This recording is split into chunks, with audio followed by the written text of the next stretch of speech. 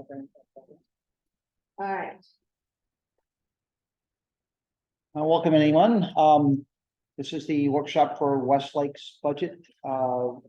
We've been doing these workshops, this will be number 4, trying to go through each section individually and go over last year's projected income and expenses, and then using that as a basis to come up with a budget. So we'll start off by looking at where we're at. We've estimated the last 3 months with actual contract amounts and some that are just basically averages. So I'm going to give you kind of a color code breakdown. Anything you see in yellow here is going to be an average. Anything that you see that's in red is proposed but not committed to officially yet. And then anything that's in green is already contracted or already a liability. So you can kind of see those color codes as we go down through it. The Westlake budget has got few line items. We have a very small reserve and so forth. There's not as many items in here, but let's go over where we're at totally. At the top is the total assessments for the residential assessments for the year. Column N is the total for the year, and these 3 columns you see here are November, December, and October. So collecting 100%, and actually we've been doing really great with that this year. We went down from about a nearly 38% collection rate last year to under just a few percent this year. And in Westlake, we have 0% outstanding at the moment. So we get full collections out of Westlake, which is awesome. So that total income last year was $79,202. Below that, you'll see a income for non-exempt income, and that's anything that's taken outside of dues or special assessments. So processing fees, transfer fees for selling a house, late fees, that kind of thing. Whatever we have, investment income from our savings account, and we're earning about $178 average per month on interest, which is added $1,870 to our budget this year, which is awesome. We're getting 3.6% on our reserve accounts at the moment. And then we have a prior year carryover that was a chunk of change that we carried over from last year. Most of that was left in there because we voted on doing the hedge in May of 2022, and we didn't actually have all the money in front of us until about May of this year. So that carryover was part of that. So the total income for both all it was $100,000, $264.05. So let's go through our regular expenses. We don't have a whole lot here. We have a contingency amount that we didn't expend, so that's actually in our account at the moment. Some bank fees. So utilities are our biggest expense next to landscaping, but we've spent for the street light lease and the grounds electricity $13,377. We have a credit in the sewage, and that's because water and sewage is because there was one water bill that came in that was being paid that actually had several meters on it, and we broke out those several meters and put them back where they were supposed to be, which is at the master. So we ended up having a little surplus on paying that out of the way. That was done on Associates Watch and finally corrected. So let's talk about landscaping. That's our biggest target items, and it's what we spend nearly 78% of our budget on. So contracted services, we have it broken down by irrigation and landscape and maintenance for the landscaping. Contracted are monthly things that we have done, from mowing, blowing, to trimming the hedges. Then we have repairs, plants that get replaced and so forth. We didn't have any of those this year. Improvements, that's the hedge and some planting and some fertilization and so forth that we did this year. The long hedge we put in, and we extended that hedge further than we originally planned to plant behind those 3 houses that had the fence. So that added a little bit of expense to that as well. Insect control.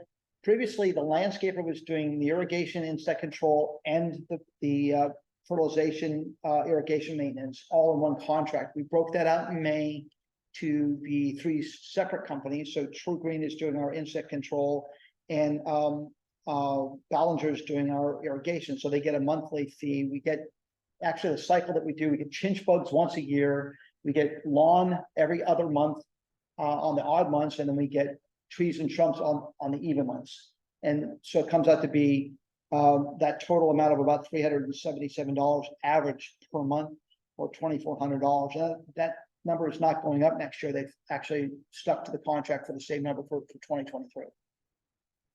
Some of these have actual numbers in our budget, will be some estimated ones, and I'll show you those in a moment. So after we get through all that, we have a number in here for mulch. We just got quotes that are going to be put in front of the board on Thursday to finally mulch after 5 years I've been here, and finally get mulch for the first time in Westlake, which is exciting. So so they're going to be removing some of the old debris and putting in new mulch. We originally had budgeted $11,000 for that, so it came in at $9,620. There's an item in here that isn't contracted for, though, that I've got in here for dead wood removal on the trees. We did have an arborist walk the neighborhood and didn't find too many things wrong, but there is quite a bit of dead wood, and it's something that we left in the budget to see if we could have that taken care of. We don't have an estimate for it yet, though. So that's something that needs to be thrown in play. We've got one big tree that's in the center of one, and the ones along the side have a lot of widow makers that need to be cut loose. So I left that in there until we get a real quote. So it's an estimate at the moment. So that's, instead of tree trimming, that's dead, we were calling it dead wood removal. It is, it's dead wood removal. That's trimming the dead wood out of the trees. So Okay. it goes on the category of tree trimming, but it's not like grooming and shaping. It's getting rid of the old things that are starting to rot out and fall. We have quite a bit of termites, by the way, in the trees next to my house. All that area has lots of termites in it, and there's probably at some point needs to be treated for that, because it's going to migrate to the other trees at some point. So those are the only two items that are pending some type of action at this point. Again, this $9,600 is a hard cost that we've already got an estimate on, and this one is an estimate at this point. Everything else is pretty much written in stone. Maintenance, we didn't have any general maintenance. We did buy some hoses. I'm sorry, sir. About the termites, is that what, where is that? I don't have an estimate for that. That's something I want to try to budget for next year.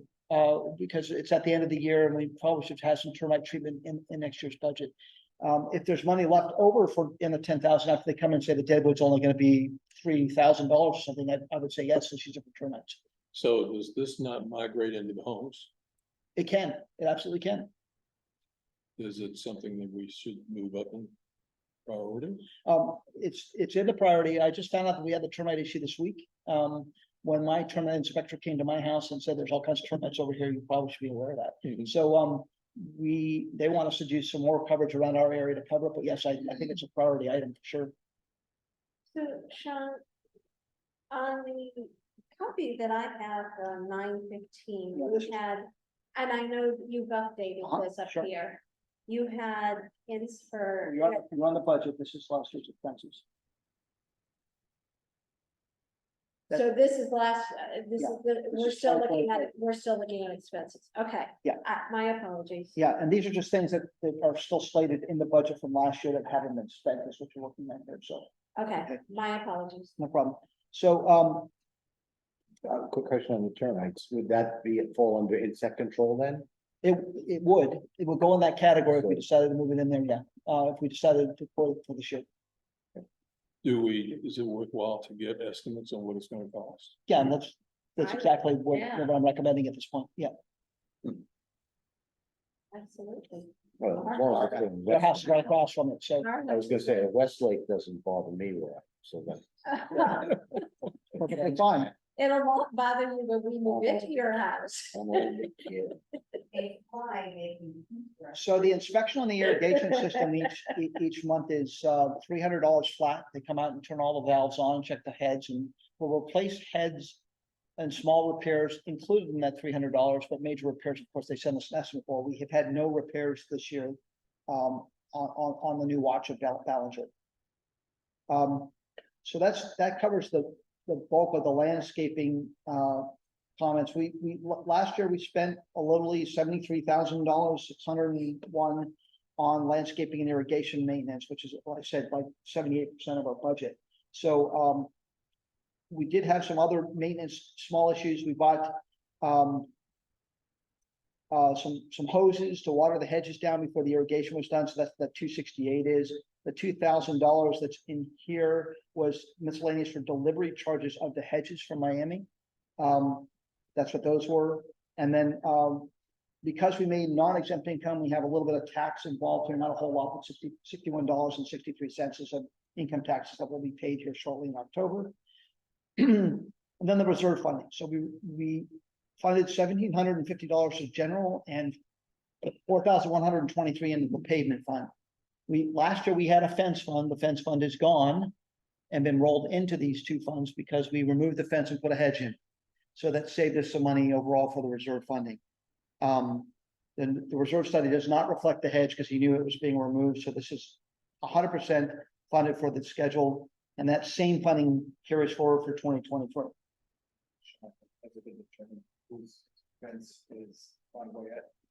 There's a fence that goes on Boyett Road that we haven't determined whether it belongs to Westlake or the CDD, and Debbie is looking into that for me. So she lets us know that. I think it belongs to CDD. That's what Steve says from the reserve study. But if it doesn't, we'd have to budget that fence for repair over, and it spans from the back of my yard all the way to the other end of the property, which goes up to the preserve. So it's quite a bit of fence. I haven't gone out and measured. I should probably put a wheel on it and see how long it is. But that's a possibility that could get thrown into our budget for reserve funding and an alteration in the reserve. So that's in there as well. All right, so total expenses were 91,000. Total forecast income was 100,000. It leaves us a net operating income of $8,000 left over that we can forward into the next year's budget. That'll show up on the next page. So take a look at this number. That's important that we actually ended up with a little bit of money at the end. And if we don't spend all that $10,000 for the tree trimming and or termite control, that'll actually carry forward as well. So it's kind of good. Yeah. So the 10,000 estimate is already in that 91,960. It is. All right, so moving So on it's here. kind of important to be able to do that, right? Because otherwise you'd be over 10%. Exactly. Correct. See, I've been listening. Yeah, good. I'm glad. Okay, so I added a calculation on here on all the budgets, just so you can kind of see, so people understand cost per $1,000 increase in expenses per user per month, or per homeowner per month. So just remember that any change of $1,000 costs each homeowner $2.03 in Westlake a month. It's the largest amount of any neighborhood. Because of the fact that We have the smallest quantity of homes. Okay, so to keep that in mind. So here is the proposed budget revised today with the new figures that we got in the proposal for Thursday. Again, it takes into account on these columns that you're seeing, I'm seeing 2023. Here's the forecaster one you just looked at, summarized, and here's the approved budget from last year, so you can see how closely we followed that budget or saved or overshot it. The new budget is over here. So that's the proposed budget. So it's not a huge increase of any kind. It's less than $2,000 really. So about 2,400 and change, 450 to be exact, or 460. So not a huge change in there. And we're not changing a whole lot of things in here, but the things that you'll see that are in blue are proposed changes. Things that are in green are just the carryover itself, showing you the number we carried over from the other budget. And then the one thing you're seeing here is the contingency based on a 10% total plus rounded up to make it even dollars for payment each month. So that's where that comes from. That actually, we rounded up on this number, $650.72 to make it even. So looking down the budget here, you can see the income variant. It's not a whole lot there. Processing fees, I always underestimate what we actually did. We did $600, and I'm assuming that we're going to have 2 sales of house this year in our neighborhood, possibly. I know of one for sure that's going to happen shortly. I don't know about a second one, but that's $200 for the processing fees to do the escrow paperwork, and the transfer fees are typically $50 a piece. So that entails 2 sales of a home in our neighborhood. Late fees, we did $300 in late fees this year. I reduced it down to $250, and the interest was $29 and I've reduced it down to $25. I'd love it to be zero on both those. Just I'd love everyone to pay fully on time. That would be awesome. So we had some reserve account income last year, $1,870.46. We pulled from the reserve to on a transfer basis that was overfunded. It's nothing unusual, but we did take money last year to remove the fence from reserve from the fence budget. And that's the carryover because it actually got paid after the first of the year. I don't expect there be a whole lot of investment. That's on the investment income portion of it. I expect the interest to go up. That's what you're seeing here is $1,800 from the investment and $2,000 in interest. That's just pure interest from hoping the interest rates stay at about 3.5%. We talked about the carryover earlier. This is where it shows up here as the carryover on the income. Last year we had an $18,000 income. We predicted a $7,000 carryover and we got 8,300. So that's pretty close prediction. Bank fees are flat $4 a month. So we went from $458 last year, and the year before $420 is what we budgeted because that's what it was, to $48 on the new accounts, which is another good savings. Contingencies based on that 10% we talked about earlier, plus rounding up. So here's the things that are contracted and estimated from this point. And again, it's going to deal with utilities and the landscaping. Utilities, water, sewage, electric, ground lights, leases, and so forth. They're right now set up in a 12% increase, assumes a 12% increase because that's the predicted amount that the water and power is saying will happen at the first of the year. So I put 12% in here. If it comes in under that, so we save a little bit of money, but that's what this number is based on. Based on last year's totals plus 12%. I was gonna say, didn't TICO go up itself 11% last year? Right, that's why last year we budgeted 580, we actually spent 715, exactly the same problem. And Yeah. it went up as well, so they are raising the rates again. And all these little footnotes are marked down the bottom in reference so you can see them. So now we get into landscape maintenance. This contract is estimated because they did not give us a new contract with the real prices. Last year they went up 11%. I put 12% on here to keep it simple. And that's the only thing that we don't have a contract on this moment. We have a contract on the insect control and a contract for irrigation. They already gave us our increase. And it's nominal, as you can see, because it was $300 a month last year, and now it's $37.08, so it's $108 variant from last year. So very little increase from them. Mostly because they've got a handle on the irrigation now and they can kind of repeat what they're doing, know what's broken and how it's set up. I think that's probably part of the reason they didn't hike it up a lot. So blue areas are optional. And last year, of course, you can see that the improvements were part of that hedge and so forth.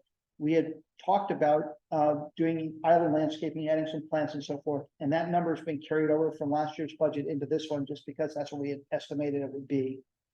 Repairs would be replacing a plant or two. I've already seen one pot of carpets. It didn't look like it made it. It's probably going to be $100 to replace that or better, plus labor. Because I can't buy mature ones easily, not in quantity for $35. I've got to go buy one in someplace local, and they're usually around $85 or $90. So stuff like that is with it. Tree trimming is just in there in case there's some branches that may come down or need to come down in the year. Reduced it substantially since we're planning to spend a chunk to get the deadwood out this year. And then tree removal, we don't really have any at the moment, but we did when the hurricane came through last year, and we did have, so that's why the tree removal is kind of there just in case. And in fact, there's a stump over where one of the trees came down that probably should be ground when Randy comes out to grind the other stumps. If we can get that estimated, that'd be great. Because it's kind of sticking up out of the plants and the plants can't really grow in there. So that's something that could be used for. So the other things that are in here are estimated repairs and so forth for both the pump and the sprinkler heads or the timer or any of those items that may go wrong. We left it at $1,000. Last year we had budgeted $3,500. Improvements This has also been brought up a little bit. This is to add a water meter and irrigation to island floor, because if we're gonna spend money on plants, we should probably make sure it gets watered and that island is not watered. It's something that we had on the budget last year and didn't get done, so not having enough funds left over at the end of this year. So, And Mark, you know where Island Four is? It's the one in the back. all the way, the farthest one away from the entrance, In front of your house. No, No. further No, back. farthest one away. In front of Barbara's house. The one in front of my house is irrigated, believe it or not. That's where the irrigation stops. It's right there. The one by Barbara's house doesn't have any. The first one, by where the models were, has a water meter on it. Spend about $150 a month on the water there. I think if you remember before this last year, we were talking about this with our previous CAM, and we kept saying, why are we getting a $700 water bill? That's where that credit came from, because we were paying everyone's water. Water out of that, yeah. So that's where that came from on our budget. So this is for that potential. The county will put the water meter in at our expense, but it's a nominal expense after we get it in. And then obviously that's what that majority of that is, to try to do that and some irrigation pipe. Did we've tossed in the past that area, that grass, and I use grass, WestLake, Yeah, the weedy area that runs along the hedge, that is weeds, not grass. Are we at any point thinking about putting sod or grass in there? that's part of the resodding project that we're doing with the swales. It would be inclusive of that, and I do it if that's the way it goes, as a special assessment. It's not part of our budget at the moment, but it could be if we wanted to go that direction. You might want to look at where the numbers come out before we get there, and that's why I was giving that every $1,000, which is $2.03 attack to our monthly payment. So, not that's a big deal. I just want people to be aware of that. So as you're going down here, of course, we have pressure cleaning in here. We pressure cleaned in 2022 at the end of it, and we now decided that altering mulch and pressure cleaning is the best way to go. Pressure cleaning 1 year, mulch the next year. Both are about $5,000 in our neighborhood. So next year, at the end of the year, we'll get pressure cleaning, and then the following year we'll get mulch, since we're going to get mulch this year for the first time. So that's what that is. I left the miscellaneous general expense in here. We've always had the $1,000 in there just in case something, lamppost, street sign, etc. It gets mowed down, which we've had a few of those. That would be at our expense as well. And then a miscellaneous for anything else that's in there. So there's not a whole lot of money there. That's $1,500 total. And yet we have $2,000 expenditure under miscellaneous. Do we know? Yeah, I mentioned that earlier. That $2,000 was spent last year for the delivery of. Oh, plants from Miami. my apologies. So that's where it's a one-time expense. It was a miscellaneous, didn't know where to put it other than put it where it was at. That's fine. My apologies, Shane. Okay, so would be income taxes on the income tax that you have to pay for the non-exempt income, and that's calculated in here. And then the reserve funding is fixed and not changing from last year or the year before.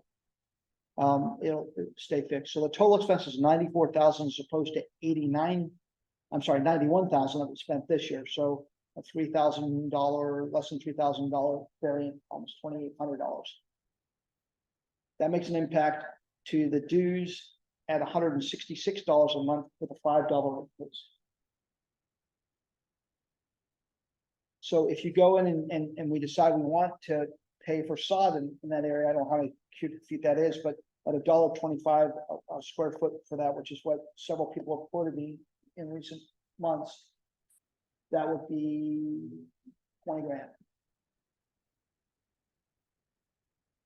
So that 20 grand is going to make a huge impact for 1 year, and then it will come off again. So it's better to do it as a special assessment at that point, when they agree to that whole plan. The way that stands, and John asked me to make sure I recited this for everyone to hear, is when we had the meeting last time, there were those opposed to having, putting the sod in if they had to pay for it themselves, because they're donating it to the association at that point, if you think of it that way. There are those that have already done it, and there are those, some that just did it, like I just put new sod down in their area between the sidewalk and the street, the swale areas. None of it's irrigated for the most part, except around the model area and in front of that not grass area is irrigated. Everything else is non-irrigated unless the homeowner put irrigation on it, which is now about a third of the houses have irrigated it. So the proposal we're trying to get is actually flawed at this point because in the months that she sent it to us, 4 or 5 more houses irrigated theirs. So those houses need to be taken off that list. We've got a quote for $50,000 roughly to irrigate those non-irrigated areas. That includes Island 4. So some of that money is part of Island 4. The conversation we had with people that attended the service committee meeting was to take the irrigation portion of it because it's an asset that belongs to the neighborhood and do a special assessment for that, and then allow each individual to either change the sod or not change the sod. I'm not in agreement with that myself. I would rather it all be consistent, but that's the direction that the meeting went. So we have quotes for both sod and irrigation. Initially, the original proposal done 2 years ago, the committee had presented doing the sod and the irrigation together and dividing it into a special assessment according to square feet in front of your house. The reason for that is that each person, just like the CDD, pays a different fee to the CDD based on their curb length. I have the largest curb length in Fishhawk, just so you guys know. So I pay the most taxes on it, so therefore I have the most curb appeal from that section. So the better it looks for me, the better benefit I get out of that. Some people oppose that, some thought it should be divided evenly 41 ways. That's an issue. And the reason it's an issue is because some people have already paid for theirs. So if you divide everyone else's 41 ways, they're paying twice. And those who have the biggest areas get the most benefit from that. So, and the guy with the little area, which is the gentleman that lives next to me, has maybe 12 feet of grass between his driveway and the edge of his property because he's on a very narrow wedge. He would pay 3 times more than he would be paying if he just paid the sod himself. So it became a little more controversial than just putting in the irrigation and throwing down sod. Well, I think it's more complicated than that, because as what's in the Westlake Charter, basically, the swales are the responsibility of the HOA, and you have to assess everybody in the service area equally. You can't, according to the charter, say, you've already paid for yours, you're exempt. You just can't do it. It's against the rules. No, you still would have to break the assessment the same way. That's a given, but you can decide what the association pays for. And if the other people want to do it on their own, that's their business. So basically that was what they were saying. It's like, we'll do this much as part of the association, make a special assessment that's even to all homeowners. Do that. Anything that's left, if you decide you want to throw your own money at, put the sod down, have at that. It's kind of what they were telling us at this meeting. Again, I am not in agreement with that statement. I'm just giving you the lowdown on it. When we finally get the numbers in front of them and have the meeting to make that assessment, I'll come back and report all that information to you. But that's where we're at with it. So it's not in the budget and it doesn't make sense to put in the budget. The project is $100,000 minimum. It's about 120 really if you do it correctly. So no matter which way you look at it, to add it in the dues, it would take us 10 years to amortize that to pay for it. It just doesn't make any sense. $100,000, including the ones that have already been done. No, that's excluding them. So there's $200,000 out there to do that. Because they've already paid their half at 41. Right, but I mean, we're not gonna pay it again now unless we decide to refund them. Buy the sod from them, which is a possibility too. Now, many of them, just to let you know, John, many of them had their sod ripped out. They'd already done it when they built the houses. The builder put the right sod in that they wanted. And the previous board decided it wasn't supposed to be there and they came and ripped it out. So now they paid for the sod and they lost it on top of it. The only places that didn't get ripped out, surprisingly, is the model ring. They also have St. Augustine, the nicer side. Who owns that space? The space that we're talking about putting sod in. It's the HOAs. Okay. It's all the HOAs. So we have had discussion, it was theirs, they just be done with it already. But it's all HOA. Anything outside the sidewalks in our neighborhood is HOA property. Everything behind the sidewalk belongs to the homeowner. So The that's, swale is between the Which sidewalk and the is street. why the swales, are mowed by Sunrise and not our personal lawn services. Well, let's be clear, outside the sidewalk, nobody owns. Right. Property. I don't own the property outside my sidewalk. actually in our neighborhood, we do, it's a private street. The HOA, Outside the sidewalk. yeah, the Between HOA, the sidewalk and yeah, the street. the whole street is privately owned and that's why we have a paving budget. It's privately owned in our section, so the HOA owns that property, the county does not. In your area, the county owns the streets and outside the sidewalks. So we actually have, a different problem, obviously. But the maintenance of it, we're paying for, the irrigation work is being irrigated, it's being paid for by the HOA, pump water and metered water. We're maintaining the irrigation systems that are in those areas. It's kind of the same thing. Just the sod in some areas is pasture sod and the other parts of it aren't irrigated. I don't know why they didn't irrigate the last section, but you know, they were towards the end of the build and Really got the project on. didn't get done. So I don't know if there's anything else to be added to this. It's a fairly simple budget. You're looking at the meat and potatoes of it right there, and I can enlarge that a little bit for those who can't see it well. But the meat and potatoes of it is just right there, the irrigation and maintenance. Everything else is pretty much fixed. Seems like a controversial, it's good mission. I don't think, I mean, the $5 increase is nominal. I don't think it's a big deal there.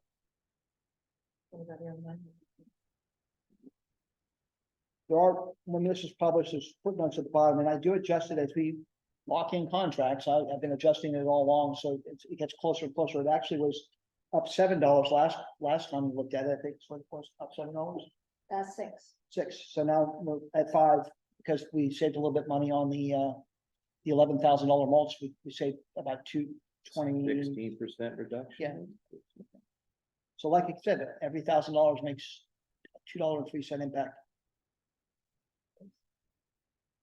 Ask them to unmute, but they didn't. Marcy or Scott, do you have anything online, any comments you want to make?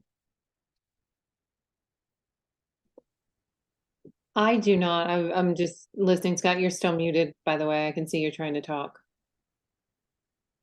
Thank you, Marcy. Yeah, just real quick, the majority in that meeting that was referenced is the majority of them was largely against a $4,000 special assessment for irrigation and grass. So just wanted to make sure that you're aware of that.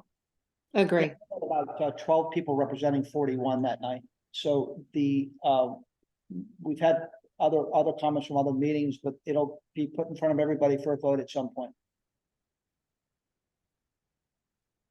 Thank you. So can I have one comment? I think that as a byproduct of working on this, before we know that we've got this expense sitting out there. So I think that we need to come up with a solution for dealing with the soils, you know, that will carry us over into our next budget, or whether it's, we don't know how much it's going to be to do that, but we need to put it in the budget and move it forward under certain set of assumptions. I'm sorry, move what onto the budget? Well, right now, we're just talking about, we're saying we got this soil problem, but you know, some people have paid it and we owe it, and it's $100,000 and blah, blah, but it's not up there anywhere. Right, because it's not going to be a budget item. It's not going to be in dues ever. No, we couldn't get them to agree to that at all. That was like a whole big deal when we went through that. We're only talking about a special assessment at some point. So then we should put in there, even if it's $1, so it doesn't get lost. Okay. You know, we need to show that we're considering everything that's necessary for the community.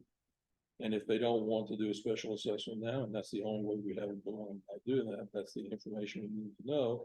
And we get a placard in there or something to hold the spot, so that ultimately when we do something, we've got a spot to do it. Yeah, I mean, my mindset is that after I got the numbers presented to them the way that they expected me to do it, the third time I've done this, by the way.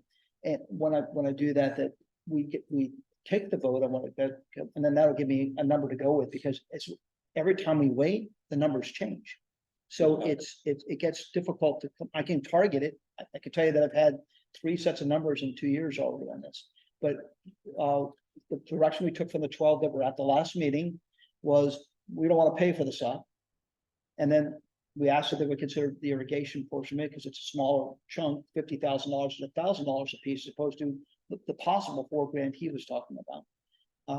Is that more obtainable? So I can present both directions to people and say, where are we going to? But I can certainly put a placeholder in here. It doesn't give us a way to vote for a dues structure this year. I'm just afraid that if something happened to you in the next 12 months and we didn't write anything down and something happened to Mark, or we got distracted by other stuff, when we get down to the budget next year, there'll be 2 people. That will So I guess much like the other one, I can put it as an adjustment down the bottom, so it doesn't affect the actual dollars and cents of it, if that makes sense. That's good. I just And want to be a sure. potential special. Yes, yeah, Yeah. that's fine. I can do that, no problem.